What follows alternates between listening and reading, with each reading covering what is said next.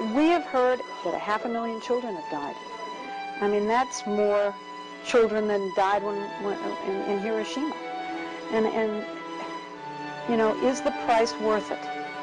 I think this is a very hard choice, but we think the price is worth it. I have a prepared statement for tomorrow, and in that statement I talk about a much more serious act that the President committed than anything that we've generally talked about, and that was the illegal bombing of Sudan and Afghanistan. $200 million were spent for that without congressional approval. Not only is it annoying, I think it's illegal, I think it's unconstitutional, I think it's an act of war, and I think it's much worse than anything that we have considered under the impeachment.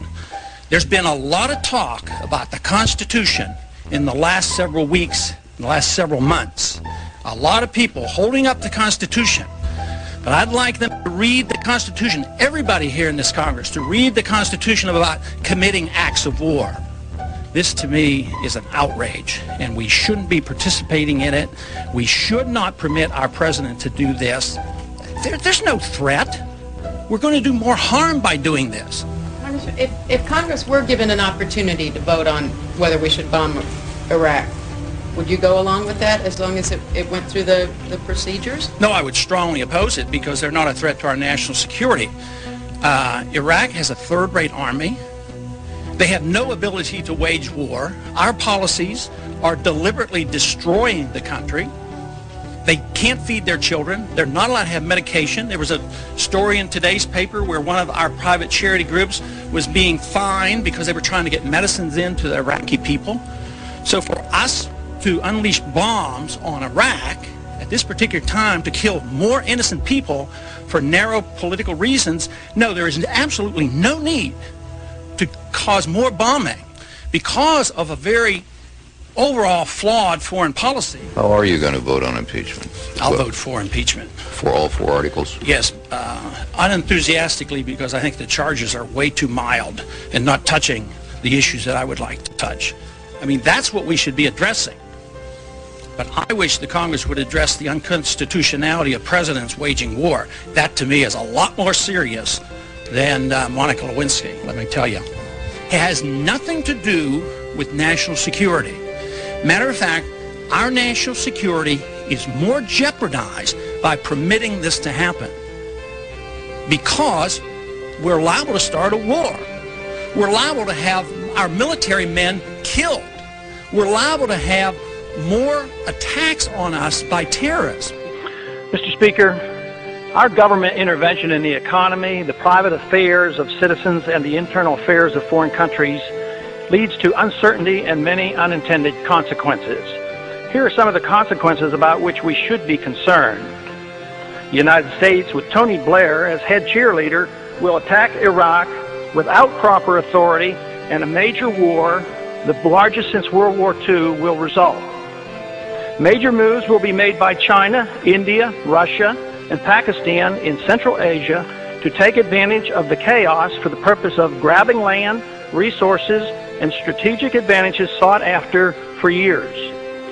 Current Israeli-United States policies will solidify Arab Muslim nations.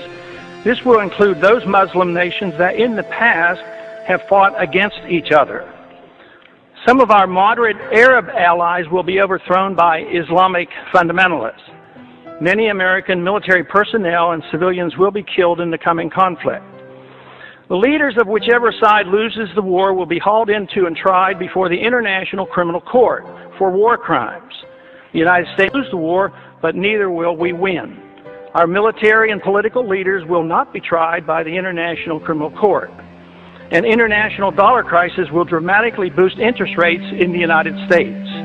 Price inflation with a major economic downturn will decimate U.S. federal government finances and exploding deficits and uncontrolled spending. Federal Reserve policy will continue at an expanding rate with massive credit expansion, which will make the dollar crisis worse. Gold will be seen as an alternative to paper money as it returns to its historic role as money.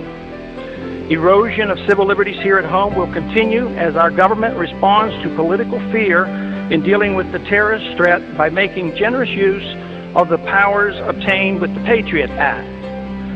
The Congress and the President will shift radically toward expanding the size and scope of the federal government. This will satisfy both the liberals and the conservatives. Military and police powers will grow, satisfying the conservatives. The welfare state, both domestic and international, will expand, satisfying the liberals. Both sides will endorse military adventurism overseas. This is the most important of my predictions. Policy changes could prevent all of the previous predictions from occurring. Unfortunately, that will not occur. In due course, the Constitution will continue to be steadily undermined and the American Republic further weakened.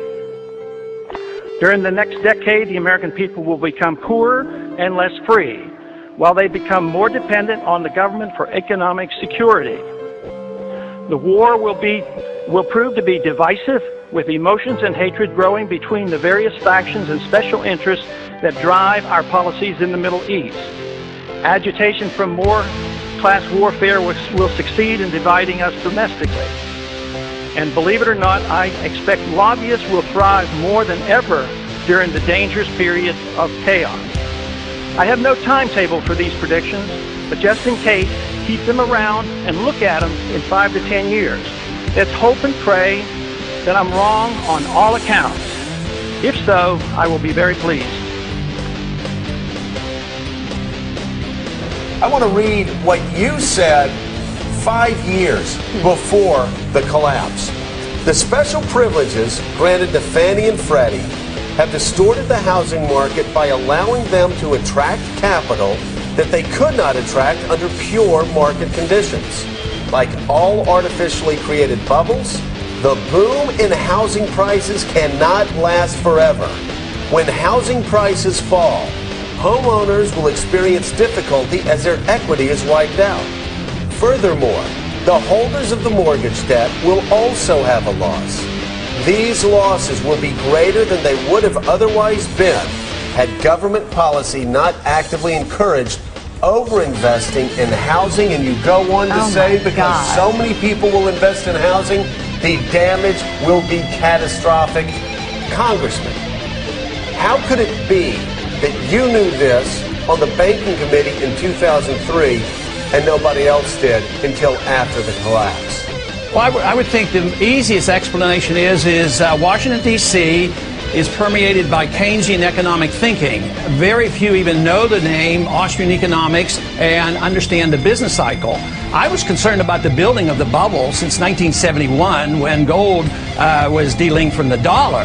And to me, the more amazing thing right now is not only has the financial system collapsed, which is very, very bad and very dangerous, I believe that what we're moving toward now is the collapse of the dollar. And the collapse of a dollar, because it's the international reserve currency, I think is going to be much worse than what we have already witnessed.